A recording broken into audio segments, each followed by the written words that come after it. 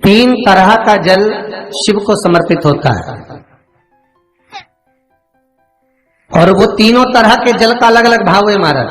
पहला जल सादा, घर से पानी लेकर गए, जल लेकर गए, शंकर को चढ़ाया, वो हमने घर का अपना एड्रेस बता दिया, भगवान शिव को जल चढ़ाकर अपने आनंद के लिए शंकर से कुछ प्राप्त कर लिया। दूसरा जल, जल के कलश में थोड़ा सा इत्र डालकर शंकर को जब समर्पित करते हैं तो महाराज घर में अगर कोई व्यक्ति बहुत रोगीला है, बहुत रोगीला, एक शिव महापुराण में, स्कंद पुराण में, नर्मदा पुराण में, भविष्य पुराण में, अग्नि पुराण में, नारद पुराण में, बरहा पुराण में, वामन पुराण में जितनी चीजें लिखी गई है एक एक प्रैक्टिकल कर देखो तो शिव महापुराण, स्कंद पुराण का यह भाव याद करिए कि एक लोटे पानी में इत्र मिलाकर, जल में इत्र मिलाकर, बहुत रोगीला व्यक्ति, बहुत बीमार व्यक्ति है, एक लोटा पानी उसका हाथ का स्पर्श कराकर शंकर को चढ़ाना प्रारंभ कर दीजिए। महाराज केवल 5 या 7 दिन चढ़ाओ और वो 7 दिन के बाद में उस बीमार व्यक्ति का क्रम देखिए कि उसमें कितना आराम लगा है।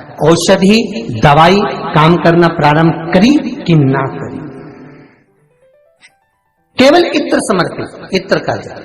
तो पहला जल सादा, दूसरा जल है इत्र का, और महाराज तीसरा जल जो शिव महापुराण के अंतर्गत कहा गया है बेल पत्र का जल।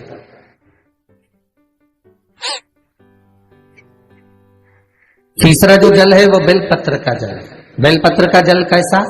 तो महाराज शिव महापुराण की कथा कहती है कि जल के पात्र में एक बेलपत्र अंदर डालकर उस जल के पात्र को ले जाकर शिव को समर्पित करना, अर्थात अपनी मन की कामना भगवान शंकर से कह देना। केवल बेलपत्र के माध्यम, बोलना नहीं है हमको, कुछ हमें कुछ कहना नहीं है। 3 तरह का जल का जो व्याख्यान वर्णन किया गया, एक सादा जल जो भगवान को कहा, आपने अपना एड्रेस बता दिया, आपने अपने मन का भाव बता दिया। इत्र का जो जल चढ़ाया गया वो केवल रोग मुक्ति के लिए चढ़ाया गया। और तीसरा बेलपत्र, अगर उस जल में एक बेलपत्र भी पड़ी हुई है और वो बेलपत्र पड़ा हुआ जल आप जिस भाव से चढ़ा रहे हो, जिस कामना से चढ़ा रहे हो, शंकर वो कामना आपकी पूर्ण कर दे। और लिंग पुराण को अगर आप पढ़ेंगे तो उसमें पाएंगे कि लिंग पुराण के अंदर लिखा है कि आप शंकर को अगर जल भी नहीं चढ़ाएं, आप शंकर को वस्त्र भी नहीं चढ़ाएं, आप शंकर को फूल भी ना चढ़ाएं, आप बेलपत्र भी ना चढ़ाएं, अगर शंकर को आपने कुछ भी ना चढ़ाया तो केवल शंकर के मंदिर में 2 क्षण जाकर उस शिवलिंग के सम्मुख में बैठ जाओ, कुछ मत बोलो, केवल मौन होकर उसको निहार लो, केवल मौन होकर निहार लो। बहुत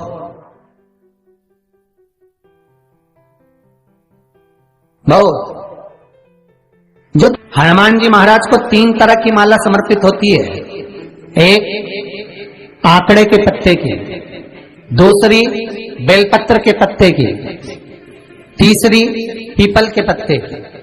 ये 3 तरह की माला जब शंकर हनुमान जी महाराज को समर्पित होती है, जिस समय पर अगर व्यक्ति के जीवन में बहुत भारी रोग हो गया है, बहुत ज्यादा कष्ट हो गया है, कैंसर जैसी बीमारी भी अगर उसको घेर ली है और किडनी लीवर सब बेकार हो गया, तो निवेदन है पीपल के पत्ते की माला बनवाओ, 108 पत्ते की, और हनुमान चालीसा का हर पत्ते पर स्मरण करिए महाराज। आप हनुमान चालीसा पढ़ते जाओ, माला में गांठ लगाते जाइए, और वो माला जो व्यक्ति कैंसर से पीड़ित है हाथ का स्पर्श कराइए और शंकर को चढ़ाइए। केवल अष्टमी तिथि के दिन ये माला समर्पित होना चाहिए, शुक्ल पक्ष की अष्टमी के दिन। आप 2 या 3 अष्टमी को कर देखिए, अपने आप दवाई लगना प्रारंभ होगी, कैंसर जैसा रोग भी धीरे धीरे समाप्ति पर आएगा महाराज। पर करना शुक्ल पक्ष की अष्टमी को ही।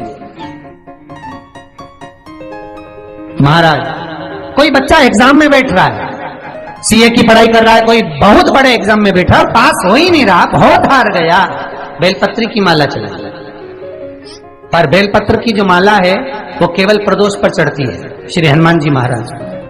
आप बेलपत्र की माला चढ़ाओ, 108 बेलपत्र आप श्री शिवाय नमस्तुभ्यम मंत्र का जाप कर गांठ लगाकर भगवान श्री हनुमान जी महाराज के सामने पहुंचकर माला को सीधी रखकर, जो व्यक्ति एग्जाम में बैठ रहा है, नौकरी के लिए, अन्य पढ़ाई के लिए, अगर कंपटीशन एग्जाम में भी बैठ रहा है तो माला को हनुमान जी महाराज, और हनुमान जी कौन से होना चाहिए? पूर्वमुखी।